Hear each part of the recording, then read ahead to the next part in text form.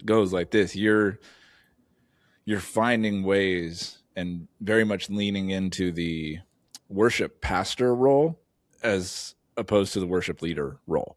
Yeah. I think that's fair to say. Yeah. I see a distinction of the worship leader is the guy that helps coordinate the team and helps choose the songs and make sure that they're on point with the message and helps everybody execute worship in a way that's, God honoring and technically correct and to the best of everybody's ability.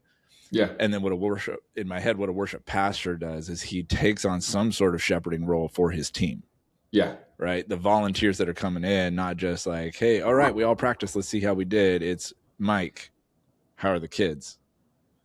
Anything going on? What's up with life? Right. How are you doing? Let's go get coffee next week, man. I want to catch up. And it's and there's seasons of my life where I'm better at that than other times. You know what I mean? And that's where it's helpful to have people in my life holding me accountable. Like, hey, are you still doing that? Like, oh yeah, I got to recheck in with these people. That kind of thing. Yeah. And it's easy. I'm such a systems guy. My head goes to I would be on Claude creating a CRM for all of my people and be so it can tell me when's the last time I checked in with this person and what did they say the last time we talked. I'd be building this whole system and I'd spend hours building it but never use it. Yeah. Well, and kind of bringing it back to my testimony a little bit. When I made that decision, I remember when I talked to my dad that summer or when I graduated college.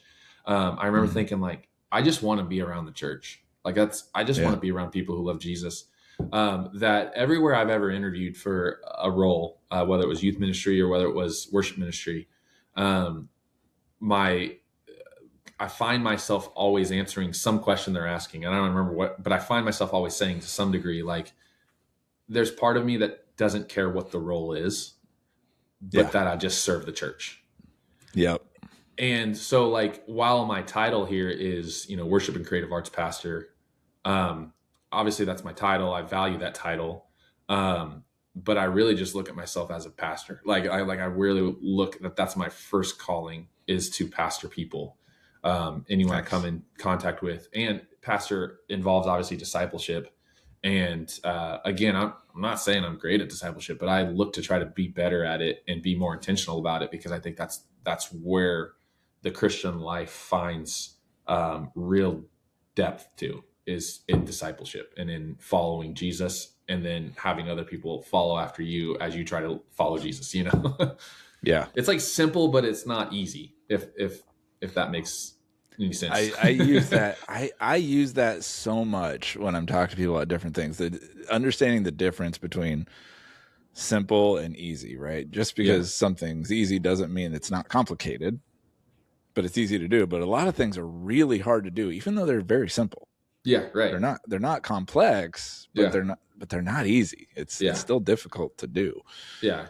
And it's just I think of when you say that, I think of Jesus's number 1 and 2 commandments: love God, love people. You know what I mean? It's that's simple. So simple. And not easy. It's not always easy. Yeah. Yeah. We got to be better at that as much as we can. But yeah. That's wild, man. Yeah.